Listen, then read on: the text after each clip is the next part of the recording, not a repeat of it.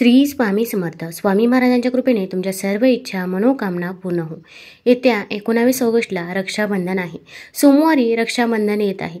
या दिवशी जर आपण काही उपाय केले, काही सेवा केल्या तर त्या खूप खूप प्रभावी ठरतात. आता प्रत्येक बहिणीला वाटत असते की आपल्या भावाची देखील प्रगती व्हावी, त्याने कोणत्याही क्षेत्रामध्ये मागे राहू नये, आपल्या भावावरती देखील कोणतंही संकट येऊ नये, त्याने प्रत्येक क्षेत्रामध्ये प्रगती करावी असे प्रत्येक बहिणीला वाटत असते. मग आपण या रक्षाबंधनच्या दिवशी आपल्या भावाच्या डोक्यावरून एक वस्तू ओवाळून टाकायची आहे की ज्यामुळे जर त्याला कोणतीही नजरबाधा झालेली असेल किंवा इडापिडा मागे लागलेली असेल, साडेसाती झालेली असेल तर ती देखील दूर होईल. त्याच्या आयुष्यामधील सर्व संकटे, अडचणी, अडथळे हे देखील दूर होतील. आता जर भावाला बहीण नसेल तर अशा वेळेस त्याच्या पत्नीने जरी हा उपाय केला तरी पण चालेल, पण आपल्याला या वस्तू भावावरून ओवाळून टाकायच्याच आहे. तर कोणत्या वस्तू ओवाळून टाकाव्या याबद्दलची सर्व माहिती आपण आज या व्हिडिओमधून जाणून घेणार आहोत. तत्पूर्वी तुम्ही चॅनलवरती नवीन असाल तर चॅनल लाईक करा आणि सबस्क्राईब देखील करा. कमेंटमध्ये श्री स्वामी समर्थ किंवा हर हर महादेव लिहायला विसरू नका. रक्षाबंधनाच्या सणाचा उल्लेख महाभारतातही आहे. जेव्हा युधिष्ठिराने भगवान श्रीकृष्णाला विचारले की मी सर्व संकटावर कसे मात करू शकेन, तेव्हा कृष्णाने त्यांच्या आणि आपल्या सैन्याच्या रक्षणासाठी राखीचा सण साजरा करण्याचा सल्ला दिला होता. असे मानले जाते की जेव्हा श्रीकृष्णाने राजसूय यज्ञाच्या वेळी शिशुपालाचा वध केला तेव्हा त्याच्या बोटातून रक्तस्राव सुरू झाला होता. हे पाहून द्रौपदीने ताबडतोब तिच्या साडीचा एक तुकडा फाडून त्याच्या बोटावर बांधला.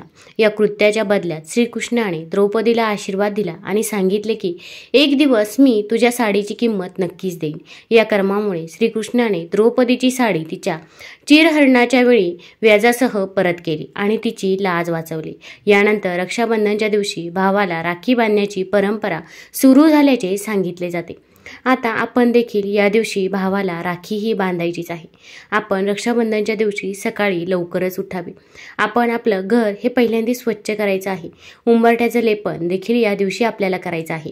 मग हळद आणि गोमूत्र टाकून आपण उंबरठ्याचं लेपन हे करावं. तसेच दरवाजाबाहेर रांगोळी देखील काढावी. माता लक्ष्मीची पावलं देखील आपण दरवाजाबाहेर काढावी. एका पावलामध्ये हळद तर दुसऱ्या पावलामध्ये कुंकू हे टाकावं.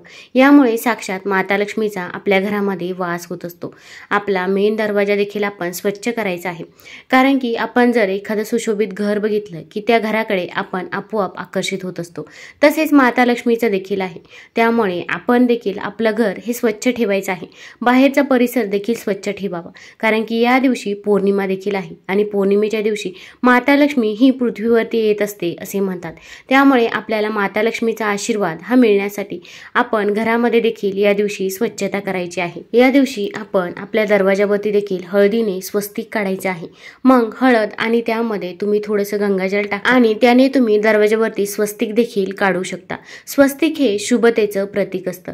जेव्हा पण एखादं शुभ कार्य असतं तेव्हा आपण स्वस्तिक चिन्हाचा वापर हा करतोच. त्याचप्रमाणे आपल्याला या दिवशी देखील स्वस्तिकचं चिन्ह हे दरवाजावरती काढायचंच आहे. त्यानंतर आपण या दिवशी आपल्या भावाला कसं ओवाळायचं तर आपण एक पूजेचं ताट तयार करायचं आहे. प्रथम देवघरामध्ये एक शुद्ध तुपाचा किंवा तिळाच्या तेलाचा, मोहरीच्या तेलाचा दिवा हा प्रज्वलित करून घ्यायचा आहे. पौर्णिमेसाठी तुम्ही जी काही सेवा करणार असाल ती सेवा देखील तुम्ही करायची आहे. मग तुम्ही महालक्ष्मी अष्टक म्हणायचं असेल तर ते तुम्ही अगोदर म्हणून घ्यावे किंवा महालक्ष्मी स्तोत्र म्हणणार असाल. तसेच या दिवशी लक्ष्मीची पूजा सेवा करणे याला देखील खूप महत्त्व आहे. माता लक्ष्मीसाठी या दिवशी आपण खिरीचा नैवेद्य जरूर बनवायचा आहे. ज्या घरामध्ये पौर्णिमेच्या दिवशी तांदळाची खीर बनवली जाते त्या घरामध्ये कधीही धनधान्याची कमतरता ही भासत नाही. त्यामुळे आपण या दिवशी खीर ही आवर्जून बनवायचीच आहे. थोडा वेळ माता लक्ष्मी समोर ठेवायची आहे आणि नंतर ही खीर घरामधील सर्व व्यक्तींनी ग्रहण करायची आहे. आता आपण आपल्या भावाला पाटावरती बसवायचं आहे. अगदी पूर्वेकडे तोंड करून बसवावं. आता आपण आपल्या भावाचं औक्षण करायचं आहे. आपण भावाला ओवाळायचं आहे. अगोदर आपला जो काही रक्षाबंधनचा सण आहे तो अगोदर आपण साजरा करून घ्यायचा आहे.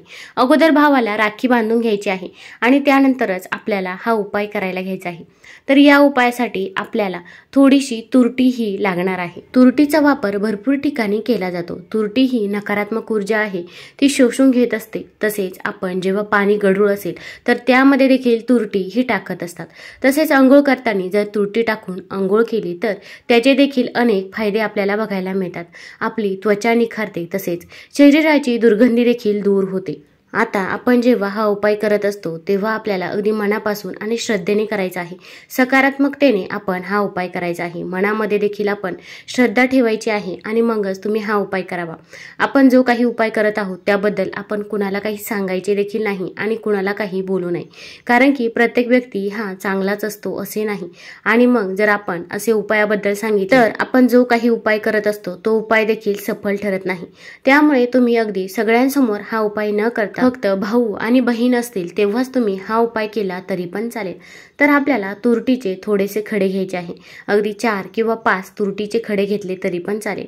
आपल्या भावाला पाटावरती बसवायचं आहे. आता आपण आपल्या भावावरून 7 वेळा ही तुरटी उतरून घ्यायची आहे. आता जेव्हा आपण ती उतरवत असतो तेव्हा आपण म्हणायचं आहे की माझ्या भावाला कोणतीही नजरबाधा झालेली असेल, त्याच्या मागे कोणतीही इडापिडा लागलेली असेल तर ती दूर होऊ दे. माझ्या भावाचं प्रत्येक संकटांपासून संरक्षण होऊ दे. त्याला प्रत्येक क्षेत्रामध्ये यश मिळू दे. असे आपण म्हणत ही तुरटी भावावरून उतरून टाकायची आहे. 7 वेळा उतरवल्यानंतर आता ही तुरटी आपल्याला कुठे टाकायची तर आपल्याला एका चौरस्त्यावर फेकून द्यायची आहे. जिथे 4 रस्ते एकत्र होतात किंवा 3 रस्ते एकत्र होतात अशा ठिकाणी तुम्ही ही तुरटी फेकू शकता.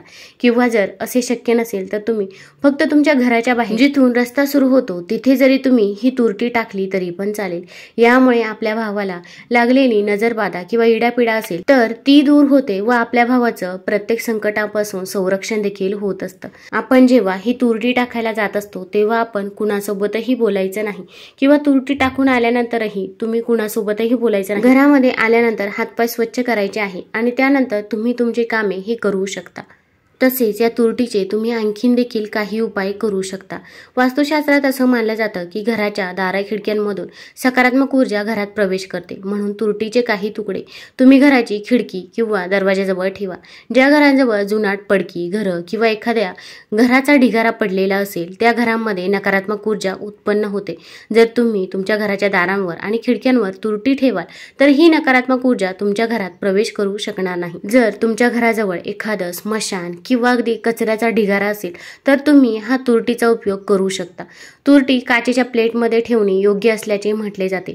ही तुरटी 1 महिन्यानंतर तुम्ही बदलू शकता. आपल्या घराच्या बाथरूममध्ये देखील एका वाटीत तुम्ही तुरटी ही ठेवायला हवी आणि तिलाही दर महिन्याने बदलत राहावे. बाथरूममध्ये जे दूषित पदार्थ असतात त्यामुळे नकारात्मक ऊर्जा निघते. बाथरूममध्ये तुरटी ठेवल्यास या नकारात्मक ऊर्जेचा प्रभाव कमी होतो. तसेच तुम्ही आंघोळीच्या बाथरूममध्ये टॉयलेटमध्ये देखील एका काचेच्या वाटीमध्ये तुरटी ठेवली तरी पण चालेल. तुम्हाला जर हा व्हिडिओ आवडला